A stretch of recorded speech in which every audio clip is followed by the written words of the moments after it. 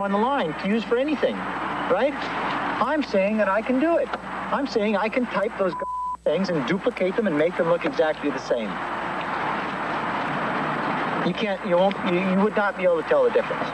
Police Chief Daryl Gates is demanding to know how the private eye, Eugene Ingram, ever got a police officer to give him permission to make the undercover recordings. Ingram was fired from the LAPD in 1980, and Chief Gates says, quote, the LAPD has not cooperated with Ingram, and he says it will be a cold day in hell when we do. He should have been fired. I don't know how in the world anyone in their right mind would give him a license to, as a private investigator. I can't believe the state would do that. Apparently they do, and now we've got this problem. It's just typical of the way this guy operates. Meanwhile, the Church of Scientology is maintaining that the tapes prove a government conspiracy to gain control of the church's assets. At the other end of our live minicam now is Heber Jensch, who is president of the Church of Scientology International. He is at the group's world headquarters in Hollywood.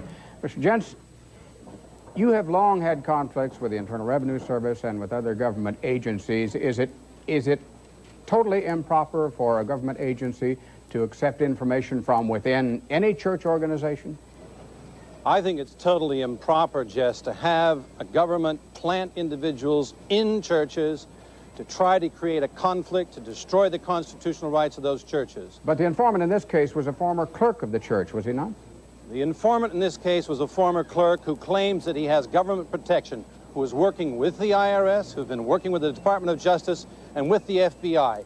He was uncovered in this particular plot, and he is very open to being exposed for an attempt to totally destroy the constitutional rights of the church. Mr. Gates could have just looked at this particular law book in California, if he could read, and if he had done an investigation on this, rather than negate the whole thing, he would have found that the government is deeply involved. Why didn't he go after those criminal acts? I just had a meeting with Commander Booth down there this afternoon. I said, look, why don't you get in there and look at these criminal acts that were committed?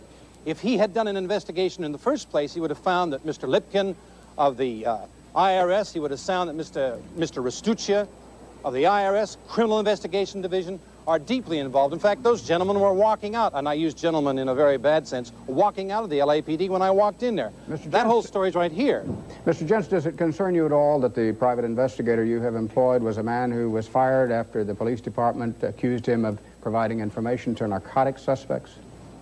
You know, it's really interesting. They tried to do the same thing the rest of the federal government does, is to try to attack an individual on his credibility. The point is that they told me this afternoon that this man was completely found not guilty in a court of law. So that doesn't wash. Mr. Gates and the IRS here have committed crimes of such a magnitude. This is bigger than Watergate. We've looked at the whole thing across the country, and we have found that this will shake the foundations of those agencies. We're going to take them apart, Jess, because we're not the kind of church who's going to lay down for this kind of criminality. We'll take them apart, we'll take their whole criminal conspiracy apart, and we'll take it to Congress, because this activity is of such a nature. It hasn't happened in 10 years that there's been a magnitude of criminality like this in government. Now they're caught in the open, and their agent got caught, and they feel real bad about that. But it's totally legal, and our investigation is going to continue. And if Gates is involved, well, he's got a problem. But let me tell you this. I'm sorry, Mr. Jensch, our time is up. We appreciate your talking with us. All right, Thank you. We'll be watching.